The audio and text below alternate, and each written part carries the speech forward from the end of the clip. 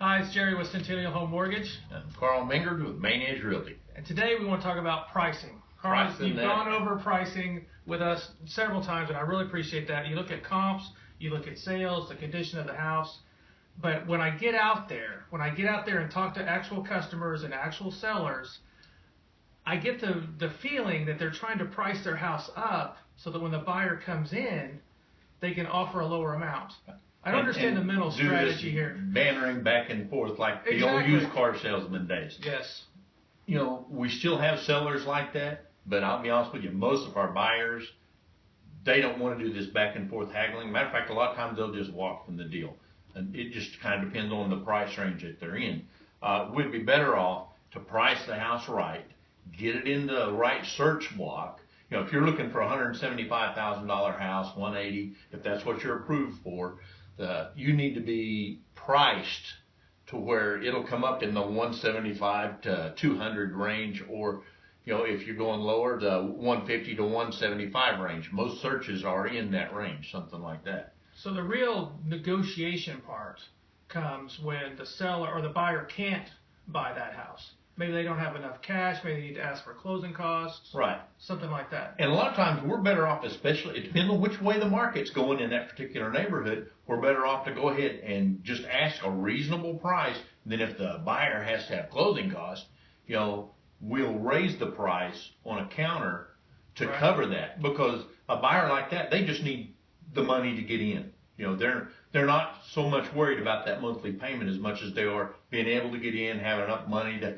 get their utilities and all that stuff turned on. You know, because money's tight in our economy right now. Well, when you're moving, it's tight anyway. You've got moving expenses, like you said, send up utilities. You don't want to go in there when you. They're more concerned with not going back and forth for weeks in a negotiation. They'd rather know, hey, next Monday we've got this under contract. We can go about our lives. We get it financed. Start packing. Go on. Right. Excellent. So, like if you've got a house that's 200, 205, something like that, price it at 199. I had that just last week. We had a house that was at 209, and they dropped it to 205, and now they dropped it to 199. Now they're probably getting all kinds of showings and everything else because people aren't going to buy it if they never see it. Okay. It's got to come up on their searches and where their realtors can connect them.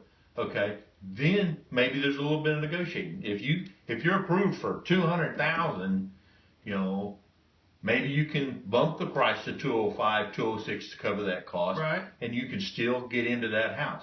Because as you well know, you know, price difference and quality difference sometimes between a $175,000 house and a $200,000 house is way different. That's a lot of different ballgame. And don't be showing people houses that are 30,000 out of their range because they think they can negotiate it in. That's a waste of the buyer's time, it's a waste of the seller's time, and a waste of the realtor's time. Let's get people into houses they can afford, and they don't feel like they're settling for less than what they can see across the street. Excellent point. Why show a house of $250,000 when your buyer can't buy it anyway? Right. It sets up an automatic disappointment. You know, because they're settling for something.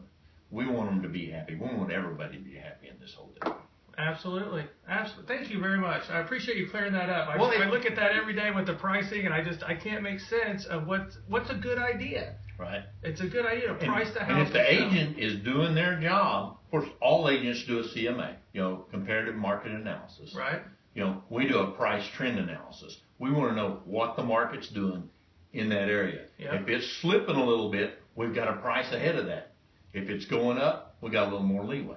But we have to have that information. Man, that is great. That is awesome information. Thank you, Karl. Thank you, Jerry. Jerry with Centennial Home Mortgage. Karl Mengers, Main Edge Realty. Have a great week. All right. Bye-bye.